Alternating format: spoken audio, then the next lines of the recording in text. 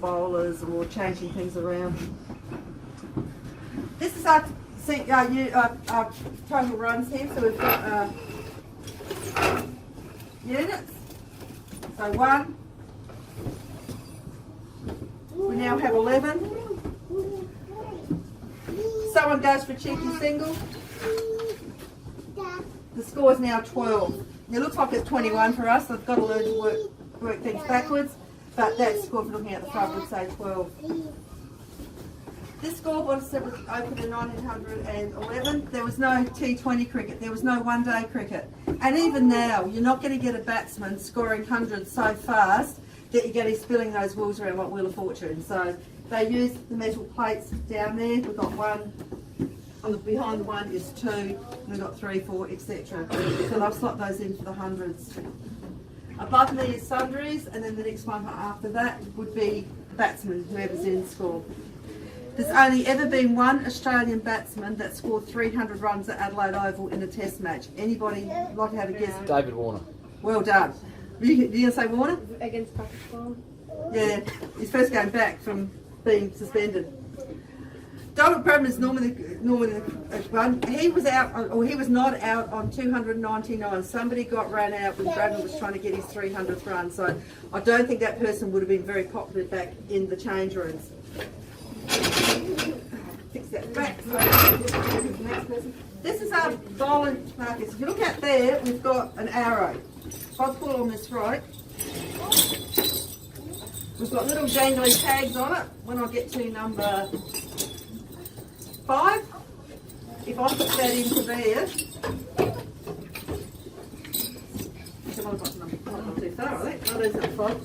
that arrow is now up against the bowler number 5's name. So anybody sitting out there who's trying to work out who's bowling, go look at the scoreboard and go, oh, number 5, it's Zampa or somebody, which you should work out anyway because it's a spinner, but that'll tell you who it is. Now when there's a shield match on here, if we're very polite, we still do tours, but if we're very polite and nice and don't talk too much, we're allowed to come in here and watch them work the scoreboard during a game. And I was in here one day and heard this little voice going, hello Sheree, and I'm going, oh, our scoreboard is haunted. It's a guy I used to work with. I think I'm so cool. What are you doing the weekend, Sheree? Oh, I took a group of people around Adelaide Oval. I can say to my friend Stephen, what did you do on the weekend? Oh, I worked the scoreboard. Yeah, he's much more cool than what I am. We've got, I'll open this up. Sorry, I can't open anything high because I'm short and weak and I can't reach.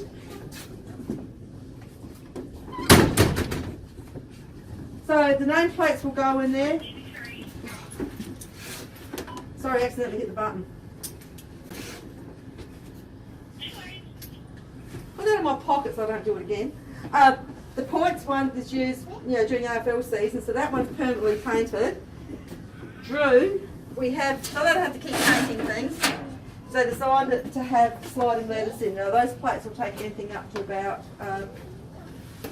11 letters. So they'll come in before the game and they'll set it up. Now if some like Sri Lanka's playing here, their names are like that long. So what they do is they go and ask the team manager how to abbreviate their names, because in past years names have been abbreviated and it meant something rude in their language. So we're going to make sure we do everything correct these days. The oval can be used for football, cricket. We've got footings out there so they can play soccer one day, football the next. We've had international rules games. We've had cricket the day before. We've had international rules games the next day.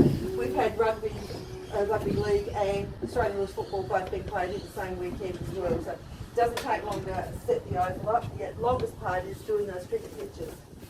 Okay, so if you look on here, you can see where they've used things for rugby. We've got drop goals and things like that. This is our magnificent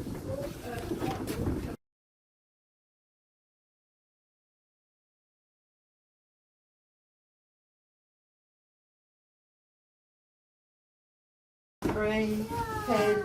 They put a few names in there as well. Kerry is the keeper because we're South Australians and we were just making the keeper whether he's playing or not. What they'll do is those red buttons correspond with the numbers 1 to 10 down on the scoreboard, or 1 to 9. 10 they can't fit a number in, 11 is always the keeper. So if the ball goes through to the keeper, they will flick that switch there and a light, you can see right down the bottom, you're not going to see a white plug with some little plugs sticking out of it. that's where the light will come on to let us know that the ball's gone straight through to the keeper. The guy that does this sitting here watches a lot of cricket. He picks up idiosyncrasies because he doesn't like relying on players' numbers. He likes to look at their faces and know what they're doing. And he also go out before the start of play. When they do the toss, they exchange the team sheets. He gets a photo of the team sheet, sends them up here, so by the time he's walking up those steps, they've started to set the scoreboard up. So they'll come in the day before, they'll get the plates ready, but it can take anything up to about 8-9 minutes to set the scoreboard up, and in years gone by, play had started and the scoreboard hadn't been finished being set up. The other button I'll show you is on the side here. This scoreboard is for the patrons only at the ground. So anybody watching, the fishing scores I should say, are sitting up in the Bradman, sorry I'll get it right now, yeah, the Bradman Pavilion. Why?